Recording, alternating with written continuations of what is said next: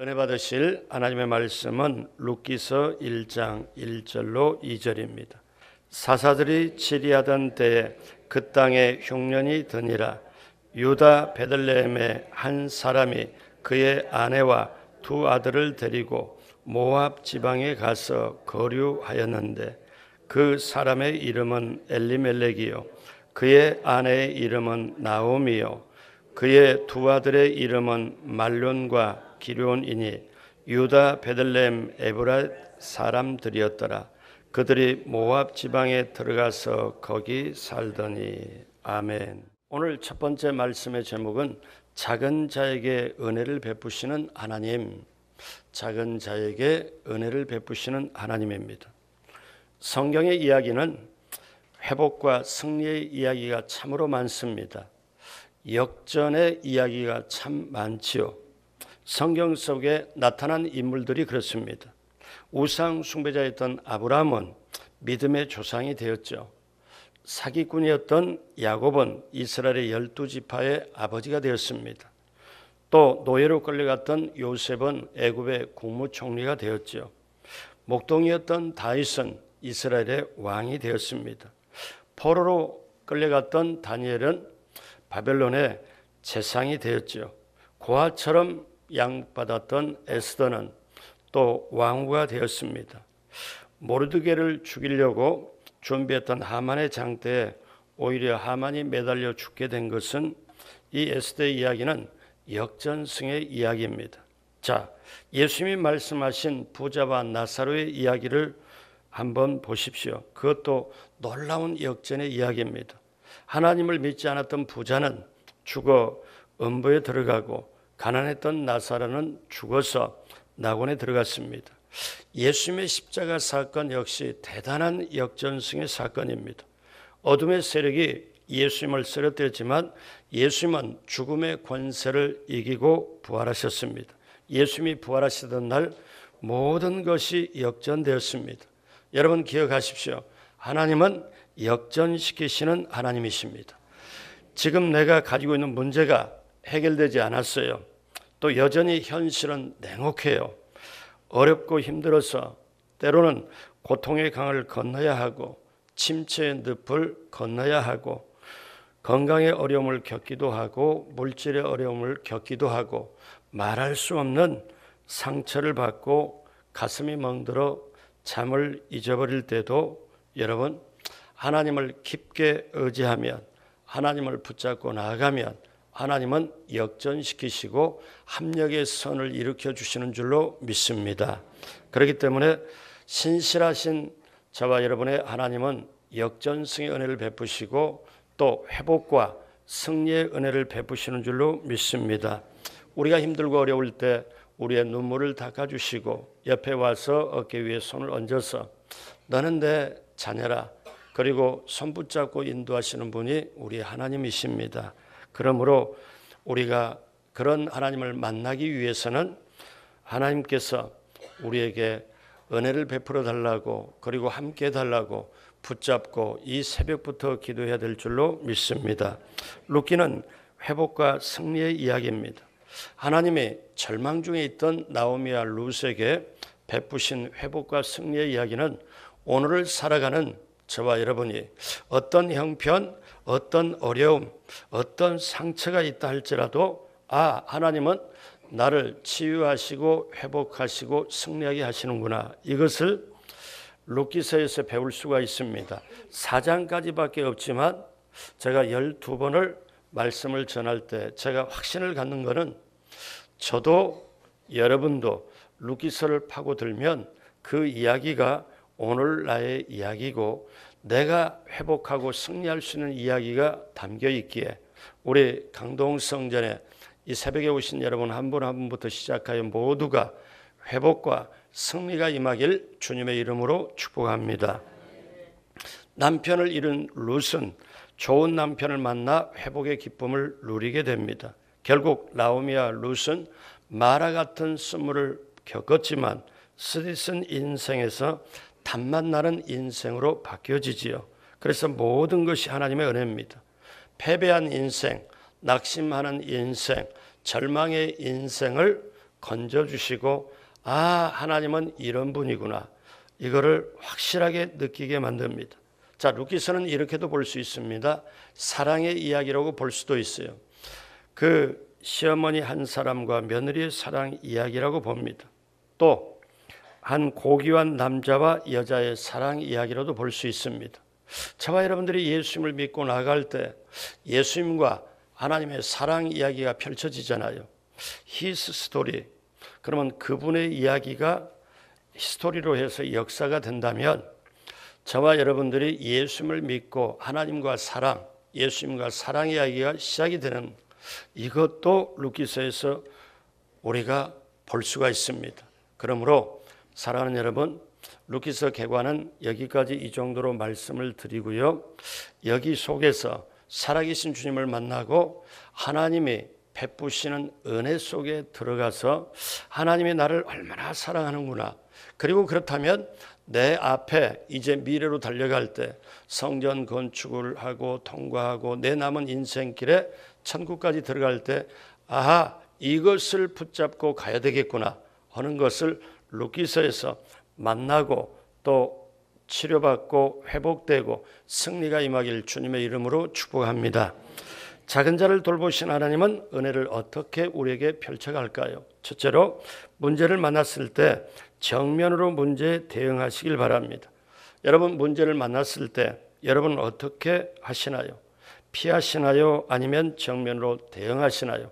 어떻게 반응하십니까? 루키는 가장 어두운 시대였습니다.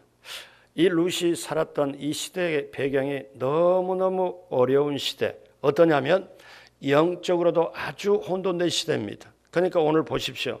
오늘날 저와 여러분이 살아가는 시대가 어쩌면 지금까지 살아온 인생의 날보다 오늘날 지구촌으로 우리나라 국가적으로 한국교회 우리 개인적으로 가장 어두운 시대라고 볼 수도 있습니다.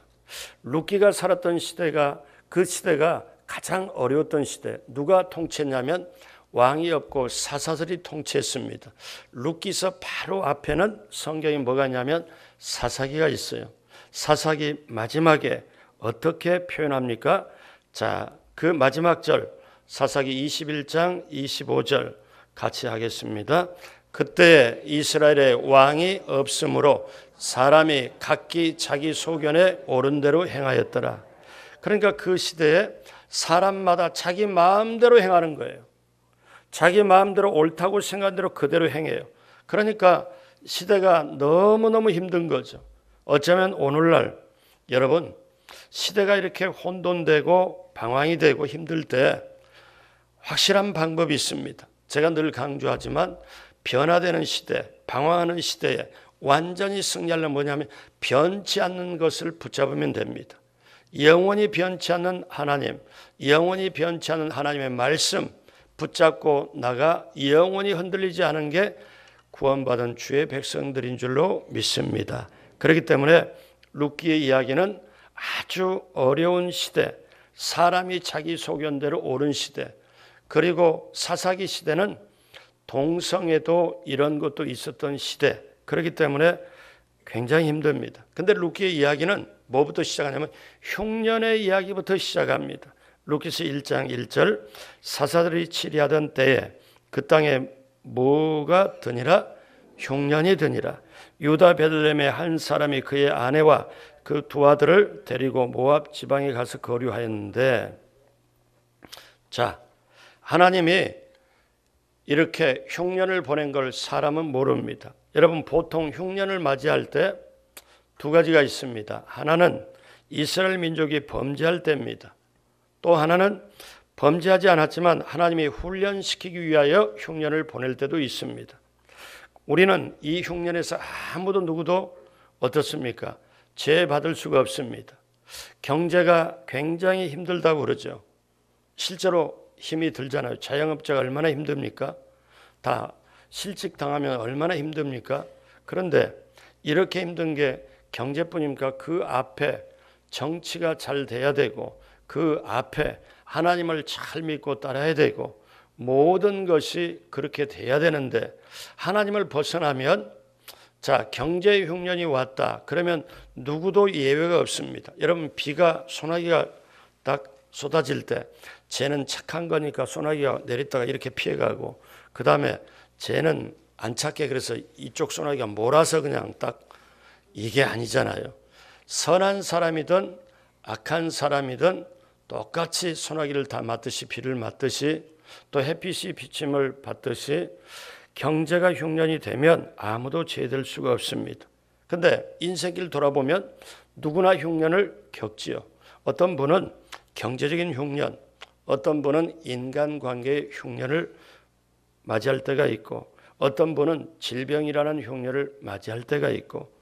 근데 이렇게 경제적이나 인간관계나 질병이나, 근데 여러분 더 알아야 될 거는 이런 흉년이 우리가 눈으로 볼 때는 굉장히 세잖아요. 힘들잖아요. 근데 그 가장 힘든 거는 영적인 흉년입니다.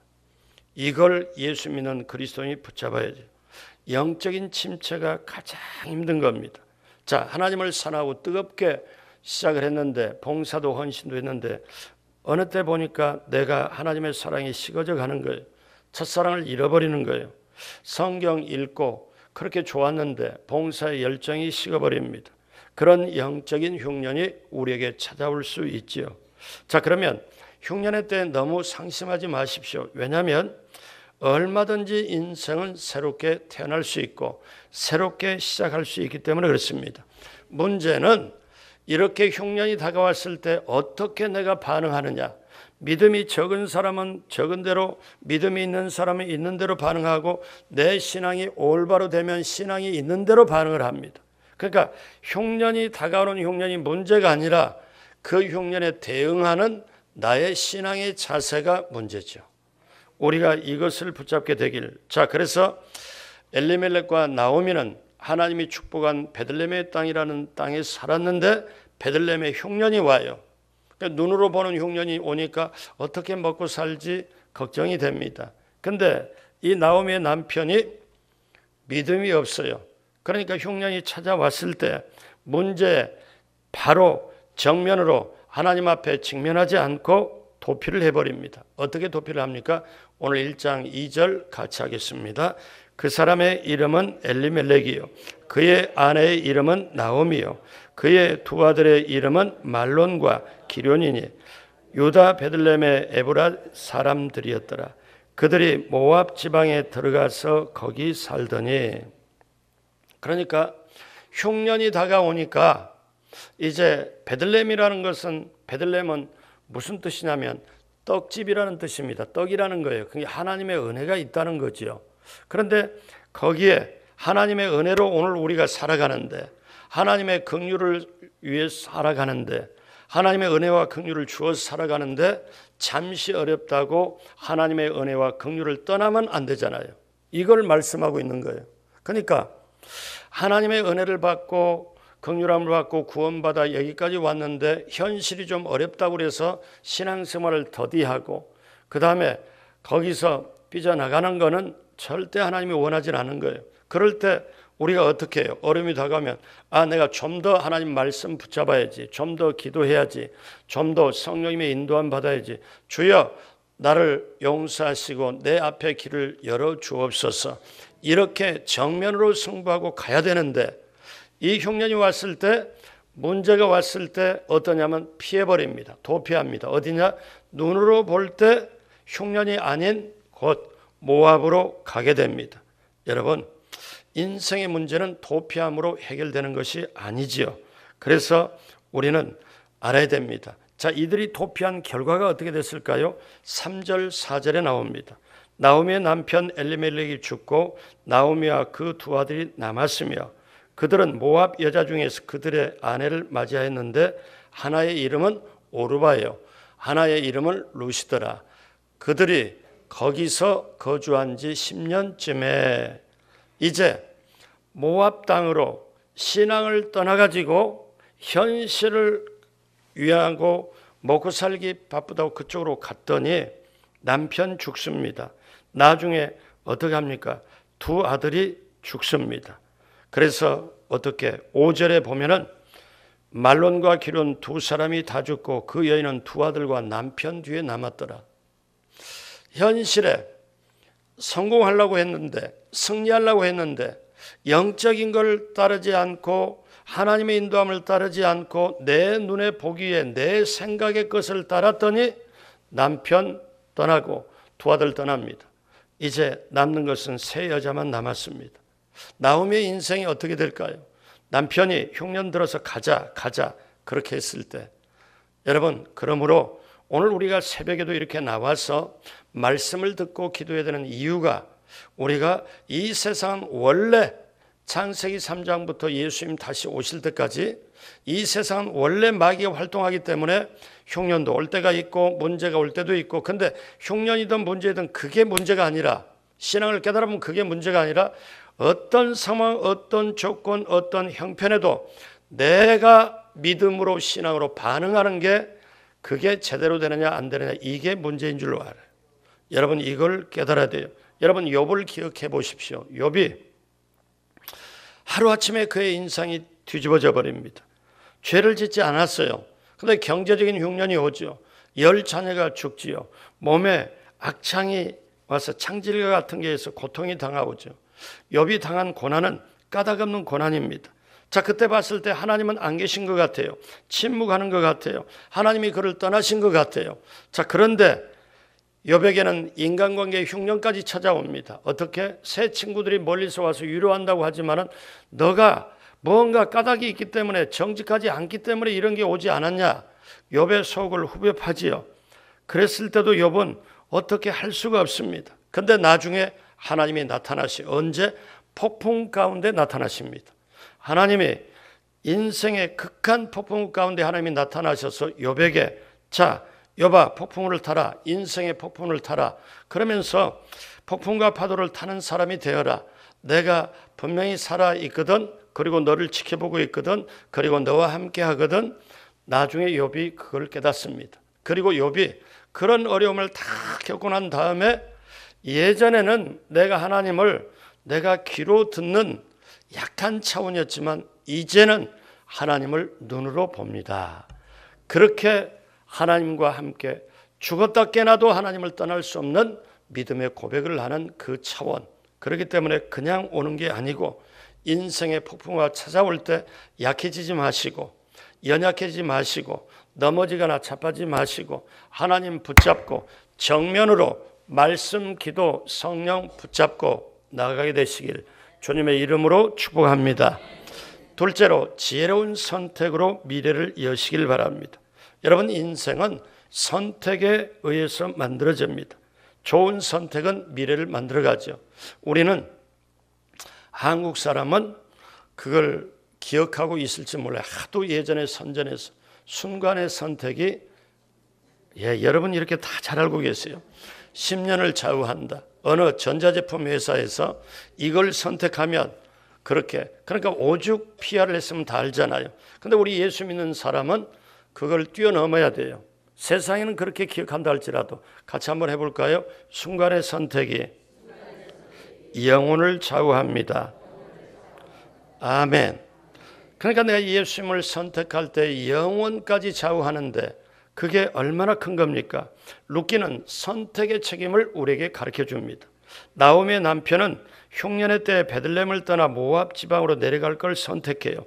그 선택의 결과 나오미는 남편 잃고 두 아들을 다 잃고 결국에는 다시 베들레헴으로 돌아옵니다. 이걸 여러분요, 제가 룻기서를 시작하면서 여기는 놀라운 게 있어요. 그러니까 우리가 쉽게 말할 때 이럽니다.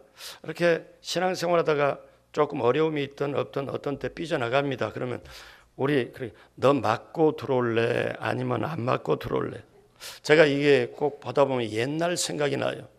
제가 중학교 때, 고등학교 때 이런 선배들을 본 적이 있어요. 선배들이, 야, 너네들 이리 와. 그래 5명 줄을 딱 세웁니다. 야, 그리고 요만한 이렇게 막대기 하나를 들고, 맞고 정신 차릴 거야? 안 맞고 정신 차릴 거야? 묻습니다. 그랬을 때 누가 맞고 싶었겠어요. 그래서 5명이 딱 서가지고 열중해서 차려가지고 저 안 맞고 정신 차리랍니다. 그랬더니 선배가 뭐냐면 탁 크게 때리면서 너는 임마 맞아야 정신 차려. 그러니까 선배는 좌우지간에 다 때리려고 작정을 한 거야. 그러니까 얘 안 맞고 정신 차리랍니다 해도 너는 맞아야 정신 차리고, 얘 저는 맞고 정신 차리고, 너는 그래도 괜찮아. 그래도 한마디, 그래 너 말대로 맞고 정신. 이게 생각이 나요. 우리의 인생도 신앙도 뭐냐면 삐져나가서 죄를 지으면 아무도 몰라요. 근데 자기 양심이 알잖아요. 그래서 우리가 알아야 돼요. 이 룻기서에 나오미는 이방 땅으로 가가지고 남편 잃고 두 아들 잃고 며느리 하나 보내고 하나 며느리가 죽자사자 따라오니까 결국 며느리 데리고 다시 베들레헴으로 돌아와서 베들레헴에 돌아와서 뭐라고 고백하냐면 쓰디쓴 고백을 합니다. 룻기서 1장 20절이죠. 나오미가 그들에게 이르되 나를 나오미라 부르지 말고 나를 마라라 부르라. 이는 전능자가 나를 심히 괴롭게 하셨습니다. 이건 뭘 해요? 밖에 나가서 남편 잃고 10년 정도 살다가 남편 잃고 두 아들 다 잃고 그 다음에 이제 베들레헴으로 다시 돌아오는데 오늘날로 말하면 얻어맞고 힘들고 다 아주 완전히 쓰러지고 자빠질 정도로 돼가지고 다시 신앙으로 돌아오는 거가 마찬가지죠. 그때 이 나오미가 뭐라고 그래요? 나오미네, 예전에 고향을 떠났던 나오미네. 성 사람들이 말하니까 나오미라는 뜻이 기쁨이라는 뜻이거든요. 나를 기쁨이라고 부르지 말아라. 나는 마라라고 부르라. 마라가 뭐예요? 쓰디쓴 물입니다. 왜? 전능자가 나를 심히 괴롭게 했다. 무슨 말이에요? 인생에 피곤하고 지치고 실패하고 낙심하고 상처를 받으면 자기가 잘못했다, 자기가 부족했다 이렇게 말하지 않고 하나님이 나를 이렇게 만들었다. 이게 그런 고백이에요. 이 고백이 먼 나라 고백일까요? 가까운 나라 고백일까요? 오늘 우리들에게도 적용되는 얘기입니다. 그러므로 사랑하는 여러분, 아브라함이 이스마엘을 낳았던 건 조급함 때문에 그렇습니다. 여기 오늘 만약에 아브라함이 하나님의 약속의 말씀을 굳건하게 믿었으면 자기 아내 말 듣고 종을 통해서 아이를 낳지 않았을 거예요. 하나님의 약속을 기다려야 되니까. 근데 조급함 때문에. 그래서 오늘날도 인류는 그 대가를 치르고 있잖아요. 그러면 나오미도 하나님이 이런 하나님이라는 걸 굳게 알면 자기 인생에 쓴물이 잠깐 다가도 할지라도 이런 고백, 마라의 쓴물 고백을 안 합니다. 마라의 쓴물을 고백을 할 그 마라의 쓴물을 맛보고 있을 때 자기 신앙이 다 드러나는 거죠. 내가 하나님을 벗어났더니 이렇게 됐구나. 내가 하나님께로 돌아왔구나. 다시 제가 돌아왔습니다. 저를 기쁘게 맞아주셔서 동네 사람들 감사합니다. 이래야 되는데 나 나오미라고 그러지 마. 나 기쁨이라고 부르지 마. 나 지금 꼬락선이 안 보여? 나 이거 안 보여? 나 마라라고 불러.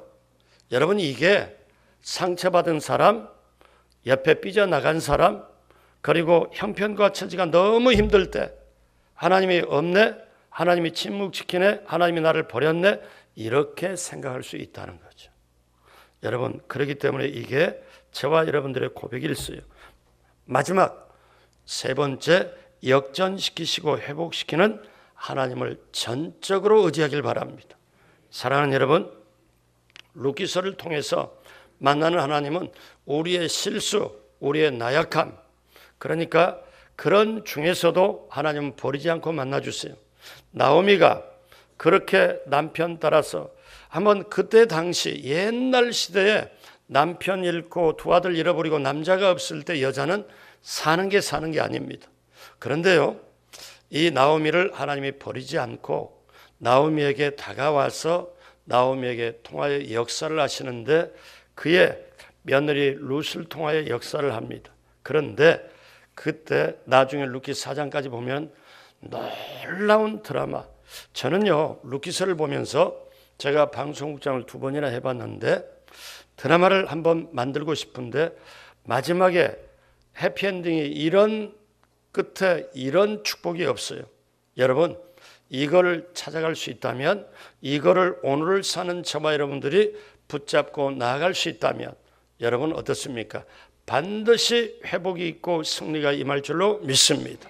그렇기 때문에 하나님이 우리를 지금 나를 회복시키고 내게 속에 상처가 있고 앙금이 있고 혹시나 어려움이 있고 현재 뭔가 이루어지지 않았고 길이 막혔다고 생각할 때라 그렇게 한다고 할지라도 하나님은 나를 치유하시고 회복시켜서 승리의 발걸음으로 가기 위하여 저 말씀을 지금 오늘 새벽에 나에게 주시는구나. 그렇게 받으시길 주님의 이름으로 축복합니다. 오늘 본문에는 하나님이 등장하지 않아요. 6절 이후로부터 하나님이 등장하시죠. 그런데 여러분, 우리 하나님이 전적으로 우리를 인도하고 붙들고 의지하고 나가게 합니다. 그러므로 여러분이 기억하실 게 분명히 뭐냐? 아, 하나님이 전적으로 인도하시는구나. 나오미는 몰라요. 지금 이렇게 힘들고 어려우면 하나님이 나에게 전능자가 나를 괴롭게 했다. 이렇게 합니다. 너무나 괴로우니까 그런 고백하잖아요. 인정으로는 이해가 되지만 신앙의 고백이 아닙니다. 여러분, 구약의 요셉을 보십시오. 마지막으로 이 말씀 드립니다. 요셉의 형제들이 요셉을 팔아버렸습니다. 미워했습니다. 요셉의 형제들이 잘못했죠. 요셉의 형 때문에 팔려가고 그 다음에 후일에 그는 정말 힘들었지만 하나님은 이스라엘 백성을 건지려고 요셉을 목자로 삼은 거예요. 근데 목자로 삼는데 하나님의 방법으로 형제들에게 팔게 하고 그 다음에 애굽에 가서 어떻게 거기에 노예살이, 종살이 그리고 감옥살이까지 하게 됩니다. 인간적으로는 완전히 끝장입니다. 그러면 요셉이 종살이, 감옥살이 할 때 13년 동안에 하나님을 원망하지 않았어요. 요셉은 하나님의 꿈을 두 가지를 받았기 때문에 꿈이 이루어질 거라고 믿었고 나가기 때문에 하나님을 원망하지 않았죠. 나중에 하나님의 뜻이 그대로 자기에게 이루어진 걸 보고 요셉은 엄청난 고백을 합니다. 우리 창세기 50장 20절 다 같이 합니다. 당신들은 나를 해하려 하였으나 하나님은 그것을 선으로 바꾸사 오늘날과 같이 많은 백성의 생명을 구원하게 하시려 하셨나니. 그래서 요셉은 정확하게 표현해요. 신앙 고백이 다 들어있습니다. 당신들이 나를 판 것, 당신들이 나를 해하려 하였으나 사실이잖아요. 그러나 하나님은 그것을 선으로 바꾸사 오늘날 만민의 생명을 구원하게 하려고 나를 하나님이 이곳에 나를 보내주셨다.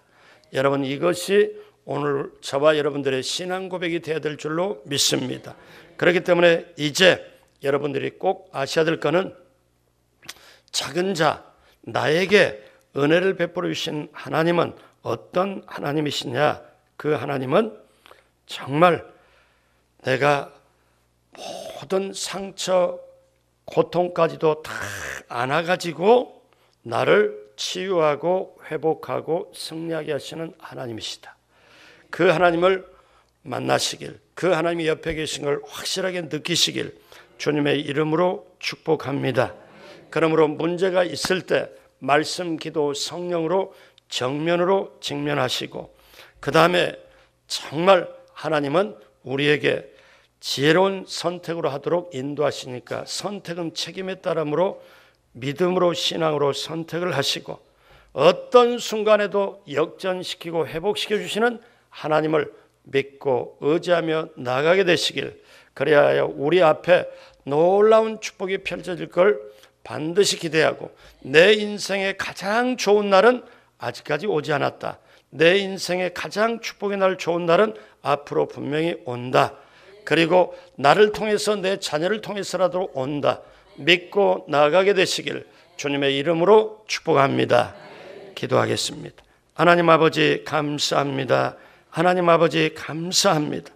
오늘 이 새벽에 나온 한 사람 한 사람 인생을 책임져 주옵시고 상처가 있고 힘듦이 있고 어려운 그 현장에 삶의 현장에 있다 할지라도 하나님 앞에 올바른 신앙 고백하며 전적으로 하나님 믿고 신뢰하고 의지하며 나아가 승리하게 하여 주옵소서. 오늘 이 새벽에도 귀한 예물 하나님이 기쁘게 받아주시고 넘치도록 채워 주옵시고 기도 제목 그대로 응답이 임하게 하여 주옵소서. 오늘 이 새벽에도 부르짖고 간구하는 기도 제목 반드시 응답하여 주시고 아름다운 성전 건축을 위하여 말씀 듣고 또 우리가 기도로 심고 물질로 헌물로 심고 모든 것 하나님 아시고 채워주시고 하나님 놀랍도록 형통함이 임하게 하여 주옵소서. 감사하옵고 예수님의 이름으로 축복하고 기도드립니다. 아멘.